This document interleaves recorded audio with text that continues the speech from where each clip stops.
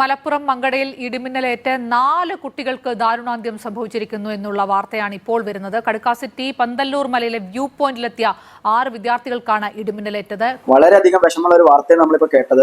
ഇത് എന്തുകൊണ്ട് സംഭവിച്ചു എന്നുള്ളതാണ്. നമ്മുടെ കേരളം ഏറ്റവും കൂടുതൽ പ്രകൃതി ദുരന്തങ്ങൾ ഇപ്പോൾ അനുഭവിക്കുന്ന ഒരു സ്റ്റേറ്റ് ആണ്. നമ്മൾ കേരളത്തിൽ നിൽക്കുമ്പോൾ ഈ കാലാവസ്ഥ മുന്നറിയിപ്പുകൾ ശ്രദ്ധിക്കാതെ നമ്മൾ ഒന്നും ചെയ്യരുത്, എങ്ങോട്ട് പോകാനും ഇനി പാടില്ല എന്നുള്ള. ഇതിപ്പോൾ വേനൽമഴ വരുന്ന സമയമാണ്. ഈ സമയത്ത് വേനൽമഴയുടെ കൂടെ ശക്തമായ ഇടിമിന്നൽ സാധാരണ നമ്മൾ കാണുന്നതാണ്. ആ സമയത്ത് പ്രത്യേകിച്ചും ഇത്തരം പീക്ക്, മൗണ്ടെയിൻസ്, മലനിരകൾ, അതുപോലെ വ്യൂ പോയിന്റ്, ഇവിടെ ഒന്നും പോവാതിരിക്കുക എന്നുള്ളത് വളരെ പ്രധാനപ്പെട്ട കാര്യമാണ്. ഇനി നിങ്ങൾ ഇൻ കേസ് അബദ്ധവശാൽ അങ്ങനെ സ്ഥലത്ത് എത്തിപ്പെടുമ്പോഴാണ് ഇത്തരത്തിൽ ശക്തമായ ഇടി മിന്നലൊക്കെ വന്നതെങ്കിൽ നിങ്ങൾ ആദ്യം ചെയ്യേണ്ടത് ഏറ്റവും നല്ലത് ഒരു വീടിനകത്തേക്ക് അല്ലെങ്കിൽ എന്തെങ്കിലും ഒരു നല്ല ബിൽഡിങ്ങിന്റെ അകത്തേക്ക് മാറി നിൽക്കുക എന്നുള്ളതാണ്. അതല്ലെങ്കിൽ ഒരു ക്ലോസ്ഡ് ആയിട്ടുള്ള വാഹനത്തിന്റെ അകത്തേക്ക് മാറി നിൽക്കുക എന്നുള്ളതാണ് ഏറ്റവും സുരക്ഷിതമായിട്ടുള്ള മാർഗം. ഇനി നിങ്ങൾക്ക് അതിനും പറ്റാത്തൊരു സമയത്താണ് നിങ്ങൾ ഉള്ളതെങ്കിൽ ഈ ഉയർന്ന മരങ്ങളുടെ താഴെ നിന്ന് മാറി നിൽക്കാം. ഉയരമുള്ള മറ്റ് കമ്പികൾ, പോളുകൾ, ഇതിന്റെയൊക്കെ താഴെ നിന്ന് പില്ലേഴ്സ്, തൂണുകൾ, ഇതിന്റെയൊക്കെ ഭാഗത്ത് നിന്ന് മാറി നിൽക്കുക എന്നുള്ളതാണ്. അതോടൊപ്പം നിങ്ങൾ ഏറ്റവും ഉയർന്ന സ്ഥലത്താണെങ്കിൽ അവിടുന്ന് താഴെ ഇറങ്ങി വന്ന് നിൽക്കുക എന്നുള്ളതും വളരെ പ്രധാനപ്പെട്ട കാര്യമാണ്. അതോടൊപ്പം നിങ്ങൾ പിന്നെ ശ്രദ്ധിക്കേണ്ട കാര്യം, വെള്ളമുള്ള സ്ഥലങ്ങൾ, തടാകങ്ങൾ, കുളങ്ങൾ, അതിൽ നിന്നൊക്കെ കുറച്ച് മാറി നിൽക്കുക. നിങ്ങൾ കൂട്ടത്തോടെയാണുള്ളതെങ്കിൽ, കൂടുതൽ ആളുകൾ ഉണ്ടെങ്കിൽ അകന്ന് നിൽക്കുന്നതാണ് ഏറ്റവും നല്ലത്.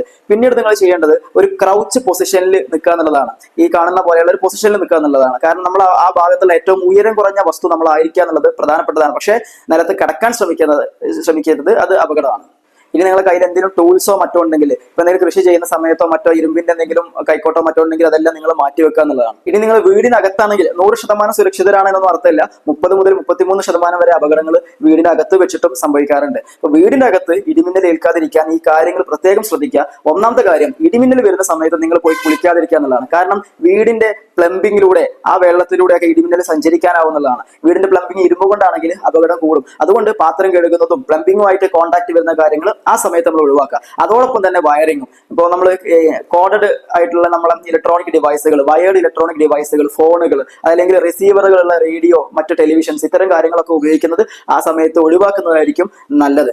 അതോടൊപ്പം തന്നെ വീടിന്റെ അകത്ത് നമ്മൾ ഈ ജനവാതിലിന്റെ അടുത്ത് പോയി നിൽക്കുന്നത് ഒഴിവാക്കുക. അതോടൊപ്പം തന്നെ പില്ലേഴ്സ്, തൂണുകൾ ഉണ്ടാകും, അല്ലെങ്കിൽ കോൺക്രീറ്റ് ഭിത്തികൾ ഉണ്ടാകും. ഇതിന്റെ അകത്തൊക്കെ ഇരുമ്പിന്റെ ദണ്ടുകൾ ഉപയോഗിച്ചിട്ടുണ്ടാവുന്ന സാധ്യതകളുണ്ട്. അപ്പോൾ അതിൽ നിന്നൊക്കെ അല്പം അകലം പാലിക്കുന്നതായിരിക്കും. അതോടൊപ്പം തന്നെ മെറ്റൽ ഒബ്ജക്റ്റുകൾ ഉപയോഗിക്കുന്നത്, കയ്യിൽ വെക്കുന്നതൊക്കെ പരമാവധി ആ സമയത്ത് കുറക്കുക എന്നുള്ളത് തന്നെയാണ്. അതോടൊപ്പം നമ്മൾ പ്രത്യേകം ശ്രദ്ധിക്കണം, നമ്മളെ വളർത്തു മൃഗങ്ങളെ നമ്മൾ ഉപേക്ഷിച്ച് പോകരുത്. അവർക്കും ഇടിമിന്നൽ ഏൽക്കാതിരിക്കാൻ നമ്മുടെ ശ്രദ്ധ ഉണ്ടാവേണ്ടതാണ്.